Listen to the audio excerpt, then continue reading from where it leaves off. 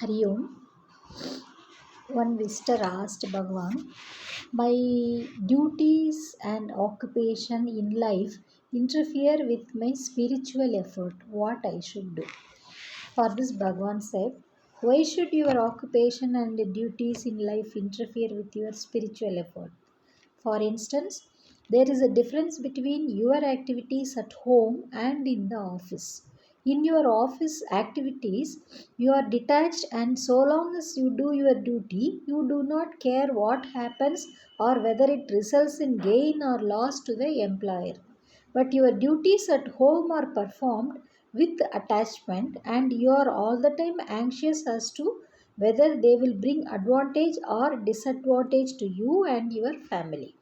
But it is possible to perform all the activities of life with detachment and regard only the self as real. It is wrong to suppose that if one is fixed in the self, one's duties in life will not be properly performed. It is like an actor. He dresses and acts and even feels that part he is playing, but he knows really what he is not, that character, but someone else in real life. In the same way, why should the body consciousness or the feeling I am the body disturb you? Once you know for certain that you are not the body but the self. Nothing that the body does should shake you from abidance in the self.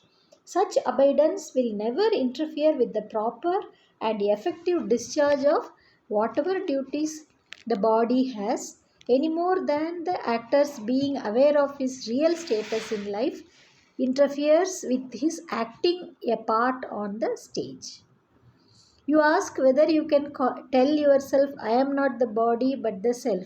Of course, whenever you feel tempted to identify yourself with the body, as you may often have to, owing to old vasanas, it may be a help to remind yourself that you are not the body but the self. But you should not make such repetition a mantra, constantly saying, I am not the body but the self. By proper inquiry into the self, the notion, I am this body, will gradually vanish, and in time vanish, and in time the faith that you are the self will become unshakable. So the visitor asked, in the early stages, would it not be a help to man to seek solitude and give up his outer duties in life? Swami says, renunciation is always in the mind, not in going to forests or solitary places or giving up one's duties. The main thing is to see that the mind does not turn outward but inward.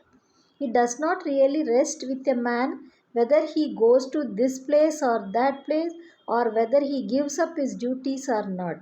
All that happens according to destiny. All the activities that the body is to go through are determined when it first comes into existence. It does not rest with you to accept or reject them. The only freedom you have is to turn your mind inward and renounce the activities there. Then the visitor again asks, but is it not possible for something to be of help, especially for a beginner?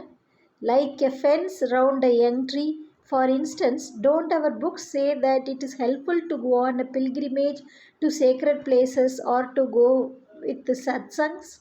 Bhagwan says, who said they are not helpful? Only such things do not rest with you as turning your mind inward does. Many people desire the pilgrimage or satsang that you mentioned, but do they all get it?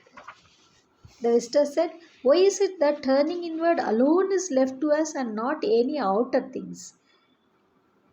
Swami says, nobody can answer that. That is a divine scheme. If you want to go to fundamentals, you must inquire who you are and find out who it is who has the freedom or destiny.